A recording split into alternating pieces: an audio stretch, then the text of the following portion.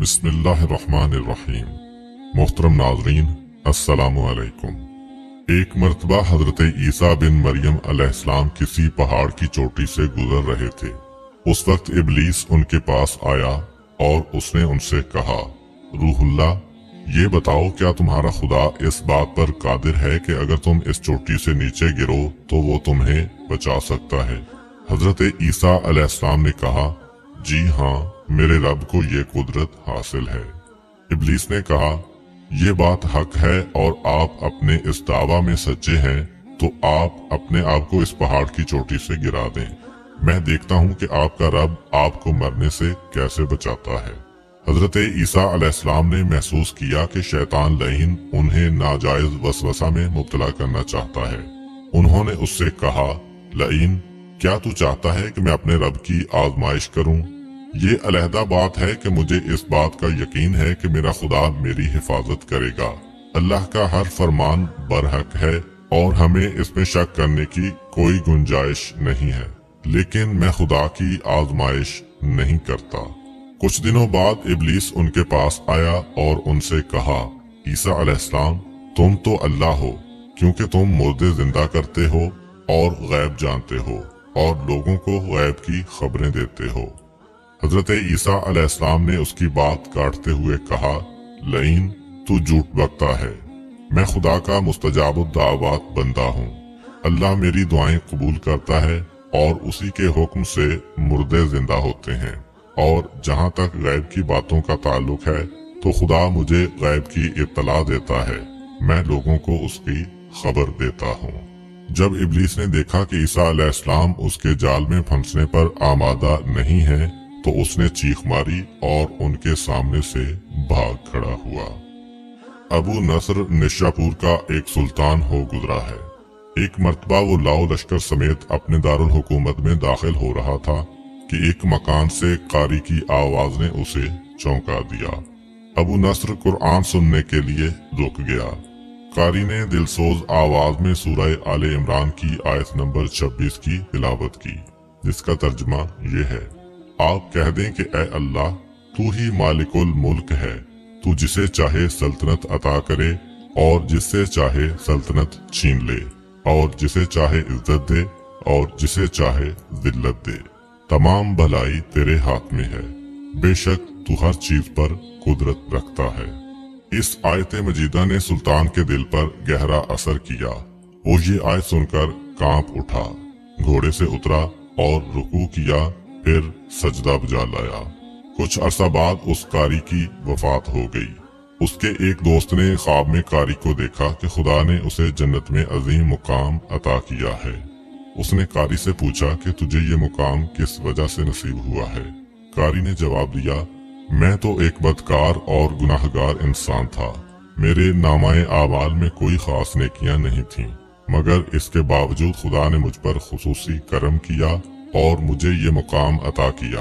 और खुदा ने मुझसे फरमाया, तूने दुनिया में एक सुल्तान को हमारी अजमत याद दिलाई थी, उसकी वजह से हम आज तुझ पर रहम कर रहे हैं और तुझे बुलंद मकाम अता करते हैं। जी हाँ, अल्लाह ताला का फरमान है, फज़कुरूनी अज़कुरकुम, तुम मुझे याद करो, मैं तुम्हें याद करूंगा।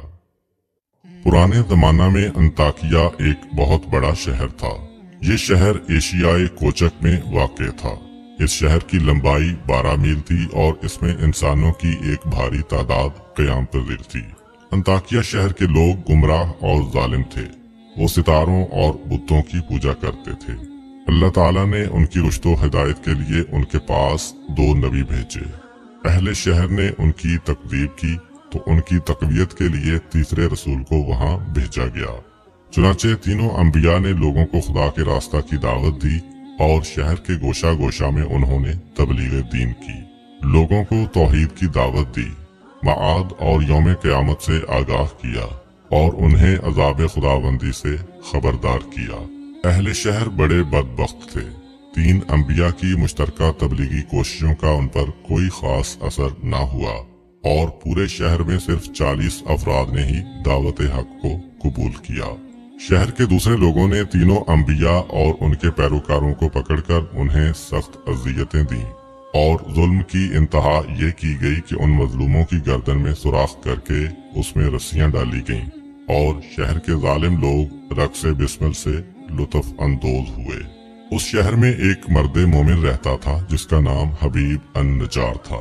वो उन अंबिया पर ईमान लाया था, लेकिन वो अपने ईमान को मख्फी रखता था। वो शहर में बढ़ई का काम करता था। उसे जो मजदूरी मिलती थी वो उसको 2 हिस्सों में तकसीम करता था। एक हिस्सा अपने अहले खाना को खिलाता था और दूसरा हिस्सा गुरबाओ मसाकीन में तकसीम करता था। जब हबीब अन नजार को इस जुल्म का पता चला तो उन्होंने अपनी कौम को तबलीग करते हुए कहा, ऐ मेरी कौम, इन रसूलों की पैरवी करो, इनकी इत्तिबा करो जो तुमसे कोई अजर नहीं मांगते और वो राह रास्त पर हैं। और मैं क्यों ना उस जात की बंदगी करूं जिसने मुझे पैदा किया है और जिसकी तरफ तुम सबको पलट कर जाना है। क्या मैं उस जात के अलावा किसी को माबूद बनाऊं?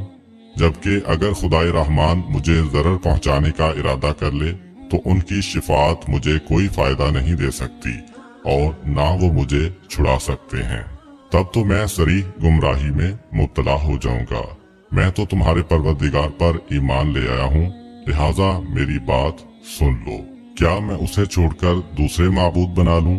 हालांकि अगर खुदाए रहमान मुझे कोई नुकसान पहुंचाना चाहे तो ना इनकी शिफात मेरे किसी काम आ सकती है और ना वो मुझे छुड़ा ही सकते हैं।